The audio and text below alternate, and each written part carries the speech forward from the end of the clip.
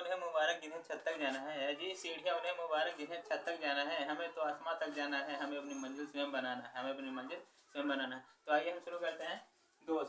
तो दोष कुल कितने प्रकार के होते हैं? दोष 3 प्रकार के होते हैं, निकट दृष्टि दोष, दूर दृष्टि दोष और जरा दृष्टि दोष। हम थोड़ा हेडिंग के बारे में बात करेंगे। देखिए हेडिंग क्या कहती है, निकट दृष्टि दोष। क्या है? निकट दृष्टि दोष। इसका मतलब यह है कि निकट की दृष्टि में क्या होना चाहिए? दोष होना चाहिए। मतलब कि निकट के दृष्टि में क्या होनी चाहिए? दोष होना चाहिए, मतलब कि कमी होनी चाहिए। बट इसका क्या है? उल्टा है, अपोजिट है। वही कंडीशन इसमें है दूर दृष्टि दोष, मतलब कि दूर की दृष्टि में दोष होना चाहिए। दूर की दृष्टि में क्या होना चाहिए? दोष होना चाहिए, कमी होना चाहिए। बट ऐसा नहीं है। देखेंगे सबसे पहले निकट दृष्टि दोष। कौन सा दोष? निकट दृष्टि दोष। तो निकट दृष्टि दोष किसे कहते हैं? तो आपकी जानकारी के लिए बता दें, जब किसी भी व्यक्ति को निकट की वस्तु स्पष्ट दिखाई देती है। जब किसी भी व्यक्ति को क्या कहा जाता है? जब किसी भी व्यक्ति को निकट की वस्तु स्पष्ट दिखाई देती है परंतु दूर की वस्तु स्पष्ट नहीं दिखाई देती है, तो उसे कौन सा दोष कहते हैं? तो उसे निकट दृष्टि तो क्या कहते हैं उसे? निकट दृष्टि दोष कहते हैं। अब बात की जाए निकट दृष्टि दोष की कुल लंबाई कितना होती है, तो निकट दृष्टि दोष की कुल लंबाई कितनी होती है? 25 सेंटीमीटर। 25 सेंटीमीटर। यदि किसी भी व्यक्ति को निकट दृष्टि दोष हुआ है, कौन सा दोष हुआ है? निकट दृष्टि दोष हुआ है, मतलब कि वह 25 सेंटीमीटर की वस्तु 25 सेंटीमीटर के अंदर की वस्तु को देख सकता है, परंतु जैसे ही 25 सेंटीमीटर क्रॉस करेगा उसको कोई भी अक्षर नहीं दिखाई देगा। अगर दिखाई भी देगा तो कैसा दिखाई देगा? धुंधला दिखाई देगा। तो फिर से देखेंगे निकट दृष्टि दोष किसे कहते हैं?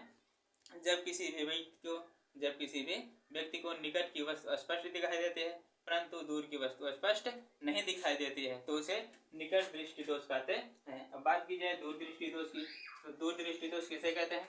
जब किसी भी व्यक्ति को दूर की वस्तु स्पष्ट दिखाई देती है। जब किसी भी व्यक्ति को क्या किया जाता है? जब किसी भी व्यक्ति को दूर की वस्तु स्पष्ट दिखाई देती है परंतु निकट की वस्तु स्पष्ट नहीं दिखाई देती है, तो उसे कौन सा दोष कह देते हैं? तो उसे क्या कहते हैं? तो उसे दूर दृष्टि दोष कहते हैं।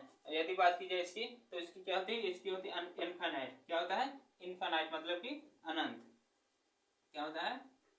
अनंत होता है। फिर से रिवीजन करेंगे।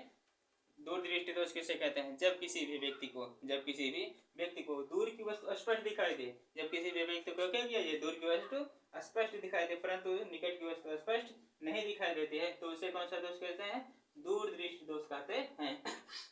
तीसरा है जरा दृष्टि दोष।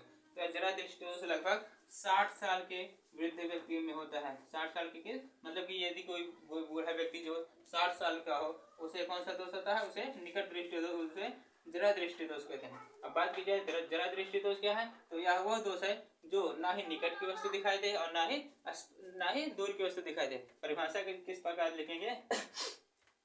यदि किसी भी व्यक्ति को ना ही दूर की वस्तु दिखाई दे और ना ही नजदीक की वस्तु दिखाई दे, तो ऐसे व्यक्तियों को जो दोष होता है उसे कौन सा दोष कहते हैं? जरा दृष्टि दोष कहते हैं। यदि आपको यह क्लास अच्छी लगी हो तो हमारे पढ़ाई स्पोर्ट्स चैनल को सब्सक्राइब करें। धन्यवाद।